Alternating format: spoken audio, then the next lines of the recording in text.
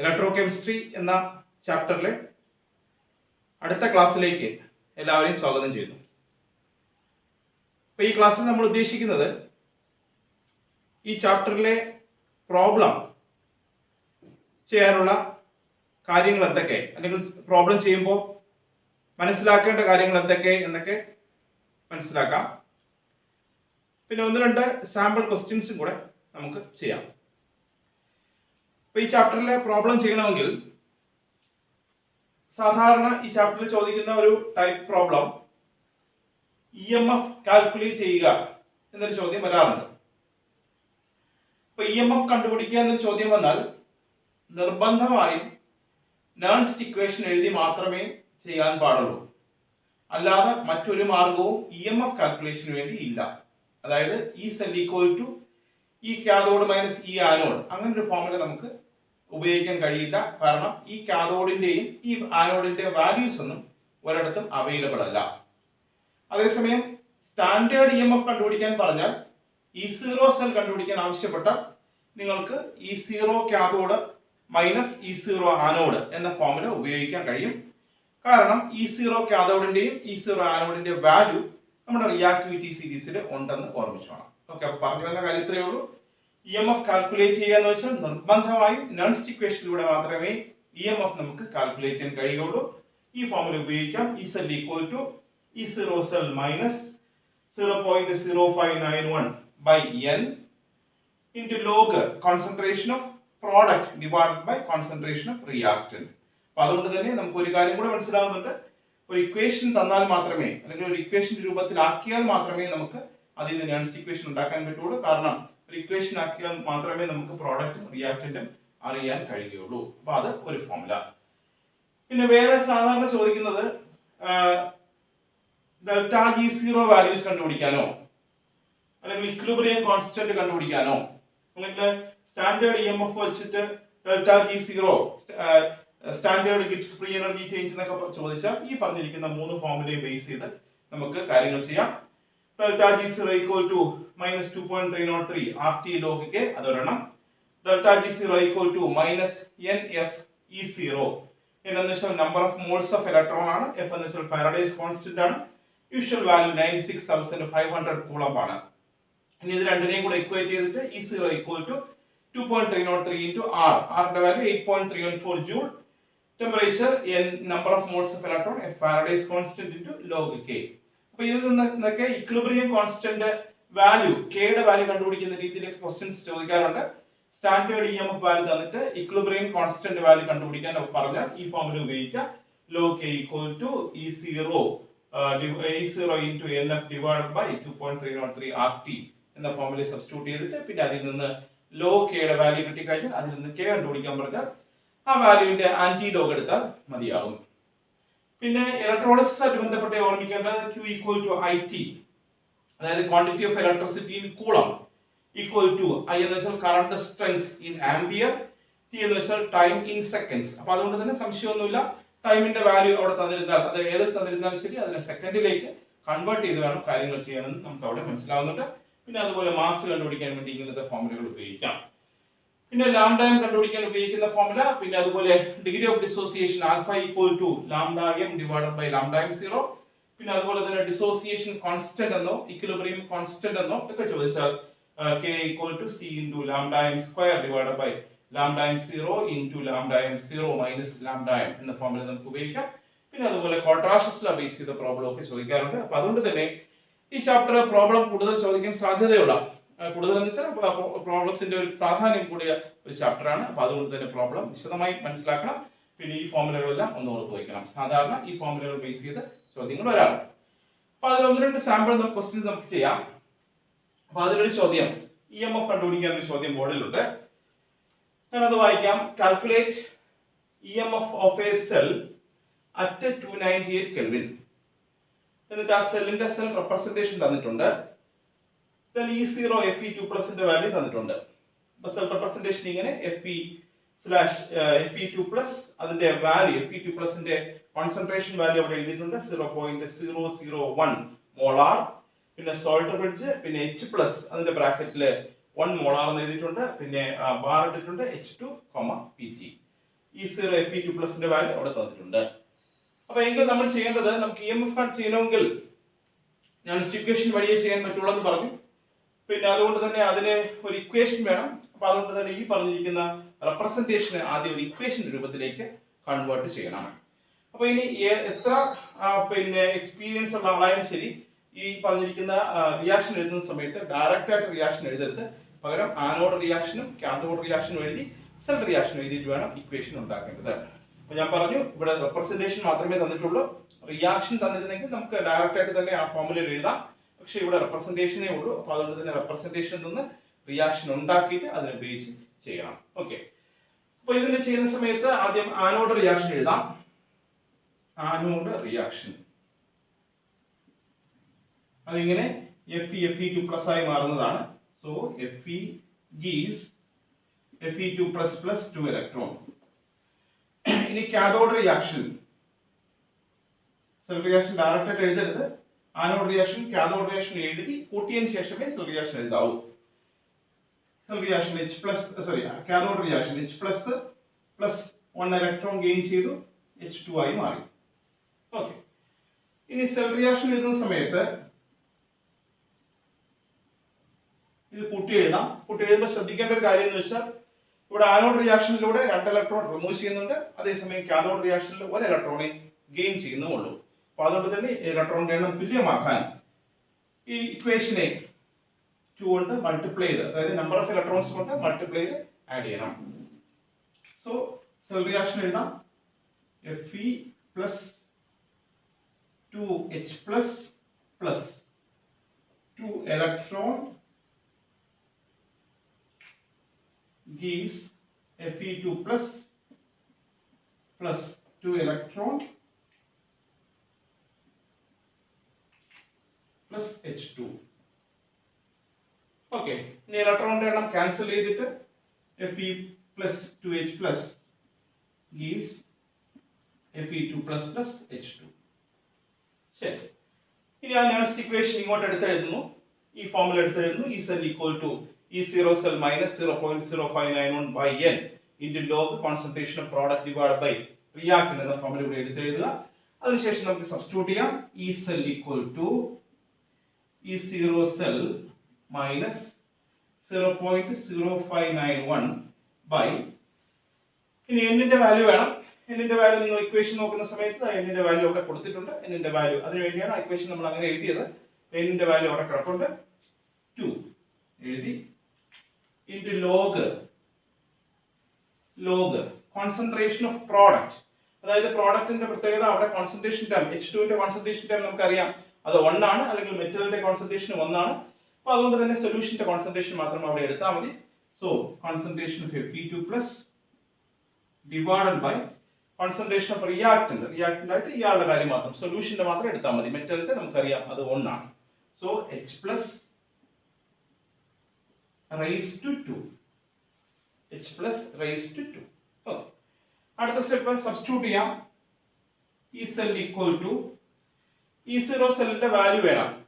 E0 സെല്ലിന്റെ value നമുക്ക് ഇവിടെ ഡയറക്റ്റ് ആയിട്ട് ഇല്ല. പകരം E0 Fe2 plus ആയിട്ട് മാത്രമേ ഉള്ളൂ. അപ്പോൾ അതുകൊണ്ട് തന്നെ അതിൽ E0 സെൽ കണ്ടുപിടിക്കണം.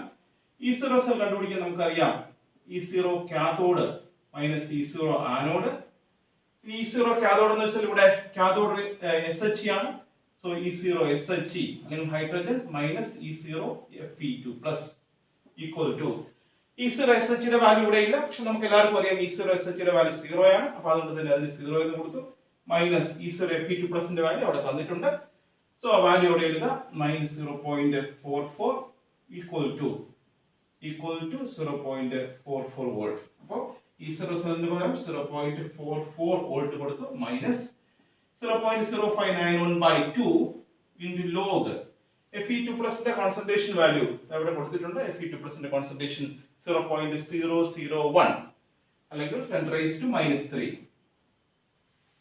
0.001 10 raised to minus 3 divided by H plus ന്റെ കോൺസെൻട്രേഷൻ 1 ആണ്. സോ 1 raised to 2 എന്ന് എഴുതിയാൽ 1 തന്നെയാണ്. ഓക്കെ. അപ്പോൾ ഇനി നമുക്ക് ഇവിടെ E cell equal to 0.44 minus ഇത് log a raised to n ആണ്. log a raised to n എന്ന് വെച്ചാൽ n log a ആണ്. സോ അതുകൊണ്ട് തന്നെ ആ 3 ഇങ്ങോട്ട് കൊണ്ടുവരണം. So plus 3 into 0.0591 by 2 into log 10. Log 10ന്റെ വാല്യൂ 1 ആണ്. സോ നമുക്ക് ബാക്കി കാൽക്കുലേഷനേ ഉള്ളൂ. ഇത്രയും കാൽക്കുലേറ്റ് ചെയ്ത് നമ്മൾ ആൻസർ കണ്ടുപിടിക്കാം. ഓക്കെ, കിട്ടുന്ന ആൻസറിന്റെ വാല്യൂ 0.53 വോൾട്ട് ആയിരിക്കും. സബ്സ്റ്റിറ്റ്യൂട്ട് ചെയ്ത് നോക്കാം. അപ്രോക്സിമേറ്റ്ലി 53 വോൾട്ട് അവിടെ. ഓക്കെ, അപ്പോൾ EMF കാൽക്കുലേറ്റ് ചെയ്യുന്ന സമയത്ത് ശ്രദ്ധിക്കുക, അവിടെ ഇക്വേഷനായിട്ട് തന്നിട്ടുണ്ടെങ്കിൽ അത് വെച്ച് ചെയ്യാം. അല്ല, സെൽ റെപ്രസെന്റേഷൻ മാത്രമേ ഉള്ളെങ്കിൽ അതിൽ നിന്ന് ഇക്വേഷൻ ഉണ്ടാക്കി ചെയ്യണം. E0 സെൽ വാല്യൂ നമുക്ക് കണ്ടുപിടിക്കേണ്ടി വരും ചില സമയം E0 സെൽ വാല്യൂ ഡയറക്റ്റ് ആയിട്ട് തന്നിരിക്കും. E0 സെല്ലിന്റെ വാല്യൂ കണ്ടുപിടിക്കണമെങ്കിൽ E0 cathode minus E0 anode എന്ന ഫോർമുല ഉപയോഗിച്ച് ചെയ്യാം. ഓക്കെ, അപ്പോൾ EMF കണ്ടുപിടിക്കേണ്ട ഇതേ രീതിയിലാണ്. ഇനി ഒരു ക്വസ്റ്റ്യനും കൂടെ.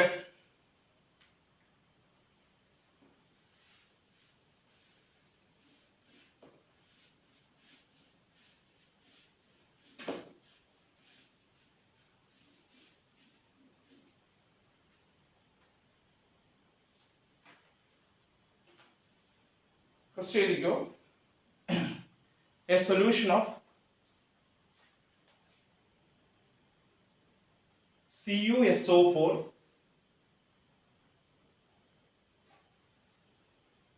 is electrolyzed for 10 minutes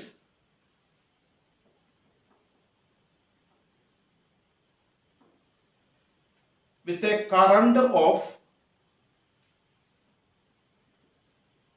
1.5 ampere.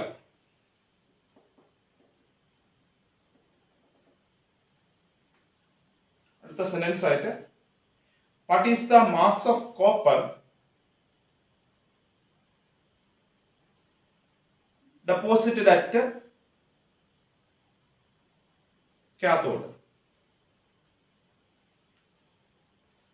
Question ഒന്ന് വായിക്കാം.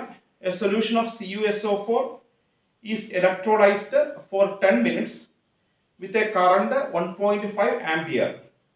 What is the mass of copper deposited at cathode? Okay, അപ്പോൾ അതിൽ ഐയുടെ വാല്യൂ ആണ് തന്നിരിക്കുന്നത്. നമുക്ക് നേരത്തെ മനസ്സിലായി, കാരണം ആംപിയർ എന്നുള്ളത് കറണ്ട് സ്ട്രെങ്ത് ആണ് നമുക്കറിയാം. So formula quantity of electricity അറിയണം. ഇവിടെ ഉപയോഗിച്ച ക്വാണ്ടിറ്റി ഓഫ് ഇലക്ട്രിസിറ്റി അറിയണം. അപ്പോൾ Q equal to IT എന്ന ഫോർമുല ഉപയോഗിക്കാം. Q equal to IT, that is Q equal to ഐയുടെ വാല്യൂ 1.5 ആണ്. ഇനി T എന്ന് വെച്ചാൽ ടൈം ഇൻ സെക്കൻഡ്സ് എന്ന് നമ്മൾ ആവർത്തിച്ച് പറയുന്നു. സോ അതുകൊണ്ട് തന്നെ 10 into 60 equal to 6900 കൂളംബ് നമുക്ക് കിട്ടും. അപ്പോൾ ഇനി ചോദ്യം ഇത്രയേ ഉള്ളൂ. അതായത് കോപ്പർ സൾഫേറ്റ് ഇലക്ട്രോലൈസിസ് സമയത്ത് ഇത്രയും ആംപിയർ കറണ്ട് ഇത്രയും സമയം പാസ് ചെയ്യുന്ന സമയത്ത് അതിനകത്ത് ഡെപ്പോസിറ്റ് ചെയ്യുന്ന ഇലക്ട്രിസിറ്റിയുടെ എമൗണ്ട് എത്രയാണെന്ന് കണ്ടുപിടിക്കണം. അപ്പോൾ ഇതിനകത്തൊരു പ്രീവിയസ് നോളജ് നമുക്ക് ഉണ്ടായിരിക്കണം.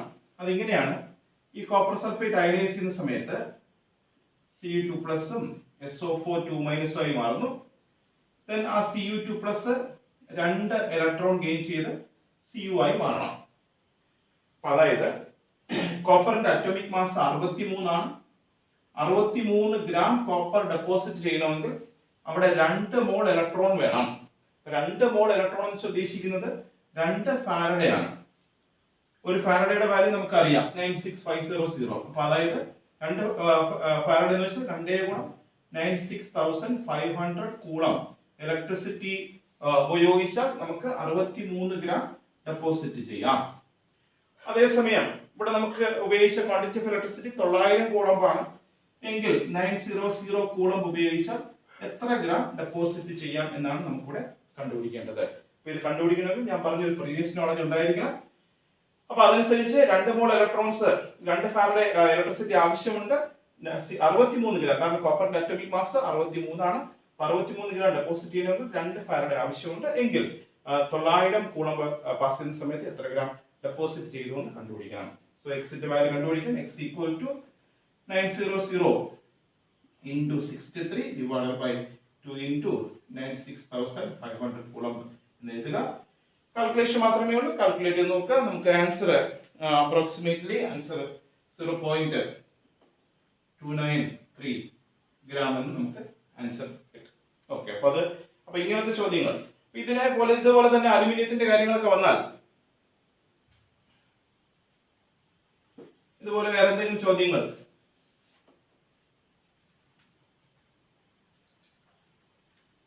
Cl3 plus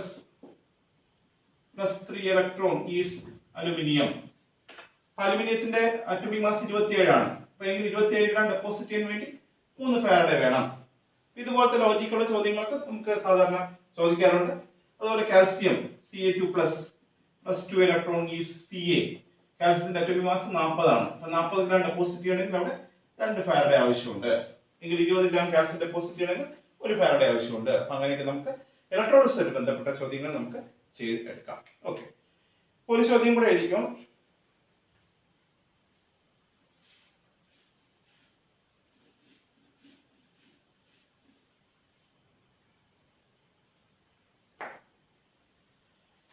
lambda m0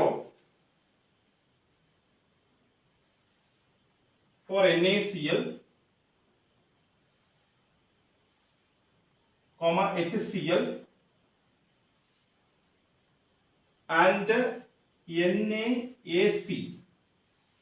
and NaAC are 126.4, 425.9 and 91.0 Siemens centimeter square mole raised to -1.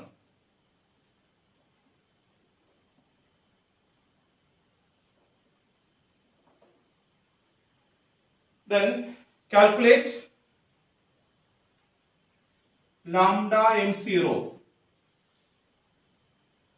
for HAC.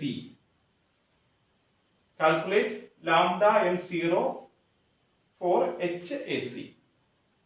So question ഒന്നുകൂടെ വായിക്കാം. Lambda m0 for NaCl, HCl and NaAC are 126.4, 425.9 and 91 Siemens centimeter square mole raised to -1 respectively.